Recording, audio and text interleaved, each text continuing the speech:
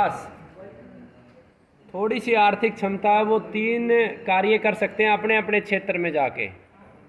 आप सबको पता है गाय के ऊपर इस समय सबसे ज़्यादा संकट है, और ये कोई प्राकृतिक बीमारी नहीं है, ये पूरी प्रायोजित है।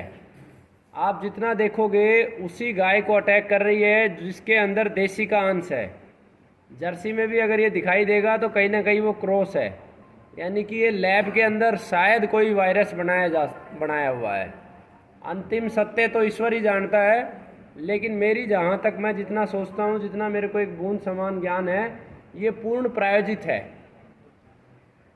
इसीलिए इसने सबसे ज़्यादा गायों को पहले राजस्थान में मारा है, और राजस्थान में भी उस क्षेत्र में मारा है जहाँ बिल्कुल शुद्ध नस्ल की गायें हैं।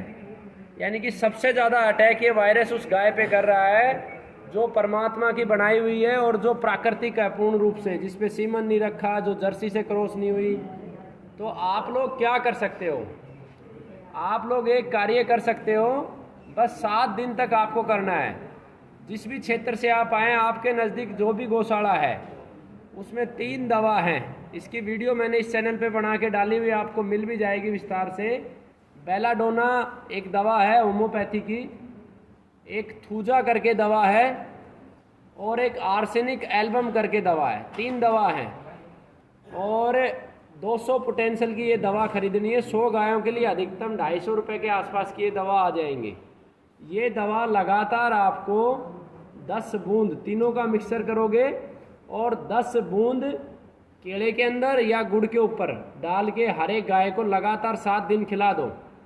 अगर 7 दिन आपने गाय को खिला दी तो ये बीमारी होने की संभावना बिल्कुल शून्य हो जाएगी और गाय ख़त्म नहीं होगी। ठीक है? और 1-2 दिन के बाद आपको ये दवा निःशुल्क यहाँ से मिल जाएगी। अगर किसी का बजट भी नहीं है लेकिन गायों को खिलाना चाहता है तो 1-2 दिन के बाद, हमें वो बोतलें नहीं मिली है, दवा हम ले आए हैं, वो निःशुल्क दवा आप यहाँ से प्राप्त कर सकते हो।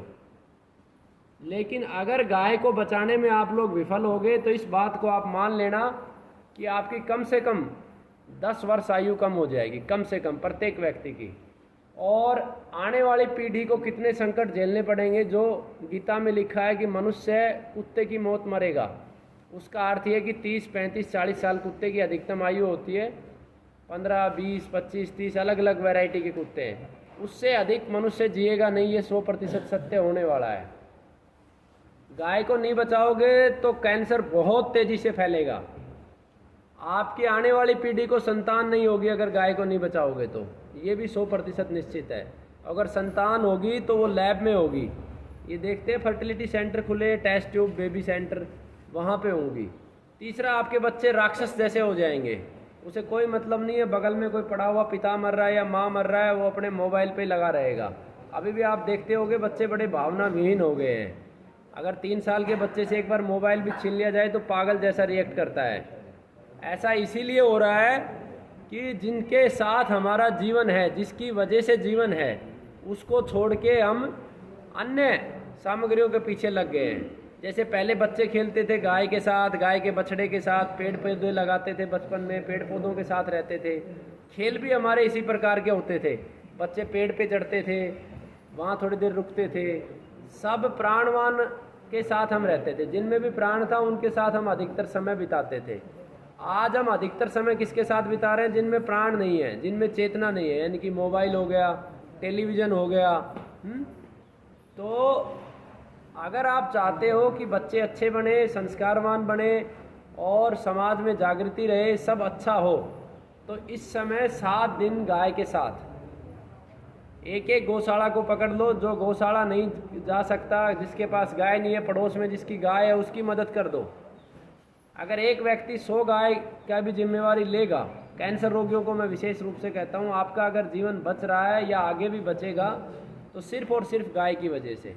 तो एक व्यक्ति ये 3 दवाएं अगर खर्च भी देगा 200 रुपये और गुड़ खिला देगा, छोटी छोटी गुड़ की डली पे डाल के या आधे आधे केले में भी दे देगा, तो उसके 7 दिन के अधिकतम 2000 रुपये खर्च हो जाएंगे।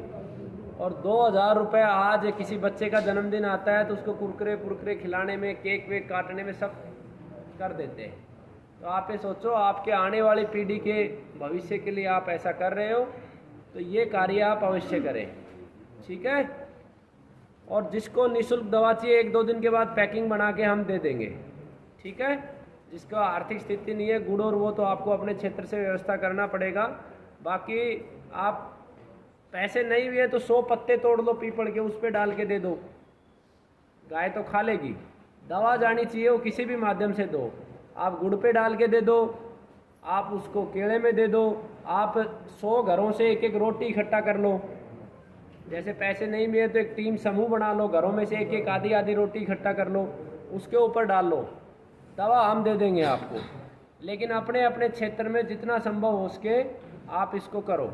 इसे युद्ध की तरह करना होगा, तभी जाके हम इससे जीत पाएंगे, ठीक है।